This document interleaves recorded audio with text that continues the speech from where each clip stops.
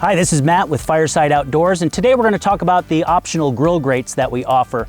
We do offer two grill grates, the tri-fold and the quad-fold, and I'll talk about the difference of those shortly. First, we're going to talk about the setup. Regardless of which grill grate that you purchase, it's going to come with, of course, the grates. It's going to come with 2 of the grill rails, and it's going to come with 4 stanchions. And I'm going to show you how to attach it. I've already attached one stanchion to this side of the grill rail, and all I'm going to do is the same thing. It slides on. The stanchion is threaded, so all I want to do is simply tighten it to where it is snug. I don't want to over tighten it. And as always, everything fits without any type of fasteners or any tools. Okay, so as I said, we had 2 different types of grill grates. What I have in my hands right now is the tri-fold.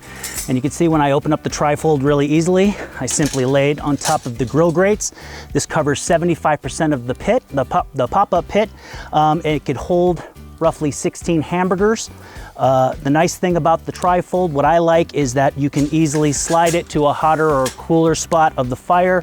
If you also wanted to add more coals or more fuel to the fire, simply flip it up and just add your coals. Okay, so now I have the quad fold. 2 differences between the tri-fold and the quad fold. First of all, the quad fold is going to come in 2 different panels, but it goes on just as easy onto the grill rails. And unlike the tri-fold, this is going to cover 100% of the pop-up pit, which means you can grill roughly 24 burgers on it. Makes it really nice if you're cooking for a large crowd of people, but it still offers the same convenience. You can move the grates over, add more charcoal, take charcoal out, nice and easy.